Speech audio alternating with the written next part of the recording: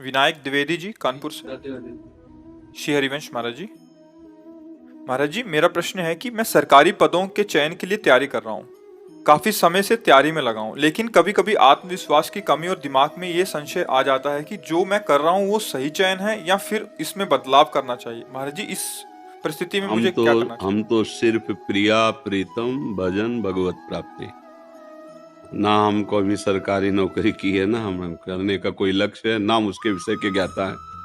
बचपन से भगवत मार्ग में रहे हैं, तो वैसे हमने तो एक बोर्ड में लिखवा रखा है कि आप हमसे प्रश्न केवल परमार्थ का, अध्यात्म का, भगवत मार्ग का करें। पर उसमें भी जब कोई गृहस्थी में अपनी समस्या का समाधान उसे हम भागवती की, तो हम इतना जरूर कहते हैं, उत्साह संपन्न मदीर्घ सूत्रम क्रिया विधिज्ञम विष्णे सुशक्तम सूरम कृतज्ञम दृढ़ सौहृदन से लक्ष्मी स्वयं याति निवास है। तो जगत की उन्नति के लिए कहे ये श्लोक, जगत जागतिक ईश्वरी की प्राप्ति, चाहे नौकरी हो, चाहे व्यापार हो, चाहे किसानी हो, चाहे किसी भी का उत्साह संपन्न, कभी अपना उत्साह टूटने नहीं देना चाहिए। वो तभी नहीं टूटेगा जब भगवान का आश्रय होगा। कर तुम अकर तुम अन्यथा कर तुम सर्व समर्थ मेरे भगवान है। आज मैं यहां हारा हूं तो कल जीत जाऊंगा। उत्साह तभी आपका संपन्न रहेगा जब भगवद आश्रय है। उत्साह संपन्न, हर स्थिति में अपने को कभी निराश नहीं होने देना, कभी टूटने नहीं देना, कभी हारने नहीं देना, क्योंकि कभी संपत्ति का योग होता है, कभी विपत्ति का होता है, कभी अनुकूलता आती, कभी प्रतिकूलता आती, कभी जय आती, कभी पराजय आती है। ये द्वंद्व चलते रहेंगे, चाहे कोई भी हो, सबके जीवन में आते हैं। पर हमें उत्साह संपन्न बनना है। इसके लिए भगवद आश्रय अंदर से चलना चाहिए। हरि शरणम, हे भगवान मैं आपकी शरण में हूं, तभी आप इस लोक में उन्नति प्राप्त कर सकते हैं, उत्साह संपन्न हो सकते हैं। नहीं तो उत्साह विजय में दिखाई देती है, अनुकूलता में दिखाई देती है, हार में कहाँ उत्साह दिखाई देता, सब निराश हो जाते हैं। लेकिन वही शूरवीर है जो हार में भी निराशा ना आने दे और किसी भी कार्य को आगे के लिए न टाले, दीर्घ सूत्री न बने। इसलिए मदीर्घ सूत्रम अदीर्घ सूत्री, तत्काल जो कार्य हमें कल करने के लिए दिया गया है, भले संपन्न कल हो, लेकिन चिंतन के द्वारा हम पूरा आज ही कर लेते हैं कि ऐसे से ऐसे ऐसे ऐसे करना है। हम कार्य की सफलता का पूरा अपने दिमाग में बैठा लेते हैं चिंतन के द्वारा। जैसे उत्तम रसोईया वही है जो बनाने के पहले दिमाग में बना ले। उत्तम कार्यकर्ता वही है जो कुछ भी कार्य करने के पहले दिमाग में पूरा उसका निश्चय कर ले। ऐसे ही मदीर्घ सूत्रम, किसी कार्य को आगे टाले ना। अगर इस संसार में उन्नति प्राप्त करनी, हमें परीक्षा 1 महीने बाद देनी है, लेकिन आज ही प्रश्न कर लिया जाए तो उसका उत्तर हम दे देंगे, ऐसी तैयारी रखनी चाहिए। कल के कार्य को आज ही संपन्न करने की वृत्ति रखना है। क्रिया विधिज्ञम, जिस कार्य में लगे उसको विधान से करें, मनमानी नहीं।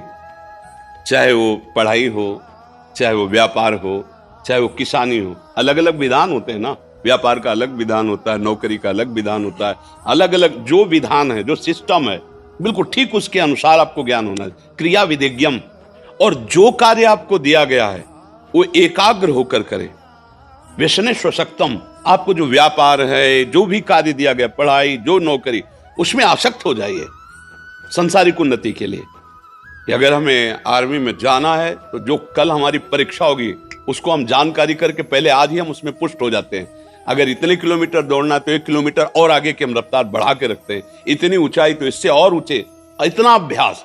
क्रिया विधिज्ञम व्यसने सुशक्तम शूरम, हृदय को सदैव बलवान रखे। हृदय में कभी दुर्बलता, नीचता हमारे हृदय को छू ना जाए। अगर हृदय बलवान रहेगा, आपका संकल्प दृढ़ रहेगा, आपका भाव दृढ़ रहेगा, तो पराजय भी आपकी विजय का हेतु बन जाएगी। शूरम और कृतज्ञम, अगर कोई आपका उपकार करता है तो कभी विश्वासघात न करे, उसका कृतज्ञ रहे। अगर एक बार भी उसने कोई हमें धर्म की शिक्षा दी, हमारे को बचाया, हमारे को वो सत्य मार्ग पर, तो हम सदैव कृतज्ञ रहें। हम ऐसा विश्वासघाती स्वभाव हमारा ना हो। दृढ़ सौहृदय से, पूरा परिवार या मित्र मंडली, हम ऐसे आचरण करें कि वो हमें प्यार करे सौहृदय से, कि यार ये तो अपना बंदा इतना विश्वसनीय है, कि अगर किसी भी तो इससे धोखा नहीं हो सकता। अगर ऐसे स्वभाव वाला व्यक्ति है तो जो पद चाहे उसे प्राप्त हो सकता है, भगवान का आश्रय और इन लक्षणों का जीवन में, फिर निराशा नहीं होगी। अगर आप अच्छे आचरण नहीं करेंगे, पाप कर्म करेंगे, तो जो बचे हुए सुकृत हैं वो भी नष्ट हो जाएंगे। अगर जो उन्नति का मार्ग है वो भी पतन के मार्ग में बदल जाएगा। ये कर्म भूमि है ना, हम अच्छे कर्म करें, पतन का नंबर आ रहा है, मान लो पाप का नंबर आ रहा है, तो पतन के लिए गिराने की कोशिश करेगा, लेकिन आपका नया कर्म आपको बचा लेगा, आपको उठा देगा। भगवद आश्रय और सत्य आचरण करना, कभी भी निराश ना होना, देखो कहीं पराजय नहीं होगी।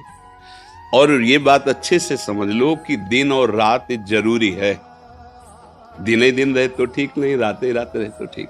ऐसे इस सृष्टि में दुख और सुख, जय और पराजय, द्वंद्व चलते रहते हैं, इनमें निराश ना होवे।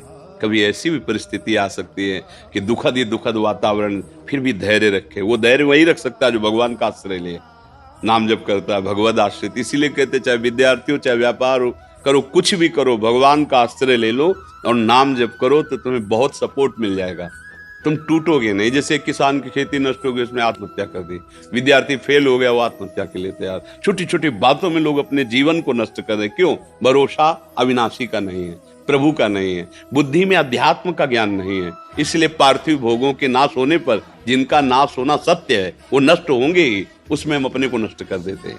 अरे आज फेल हो गए तो हम और पढ़ाई करेंगे, आज हमारा फसल नष्ट हो गई तो अगली बार और पैदा करें। अपने जीवन को नष्ट कर देना उसका कोई हल थोड़ी है। इसलिए अच्छे बनो, नाम जप करो, भगवद आश्रित रहो और इन बातों को समझो। हमारा उद्देश्य आप लोगों से बात करना, भगवान का चिंतन, भगवद वार्ता, सत्य मार्ग में चलना है। तो क्या हमें संसार का तो ये ज्ञान है नहीं, क्योंकि हम गए ही नहीं संसार मार्ग में, बचपन से इधर चले, तो हम शास्त्र के अनुसार तो बोल सकते हैं। अब आप किसी ऐसे विषय संसारी, तो हम गए नहीं, हम उसको जानते ही नहीं, तो कैसे उस विषय पर बोले जी।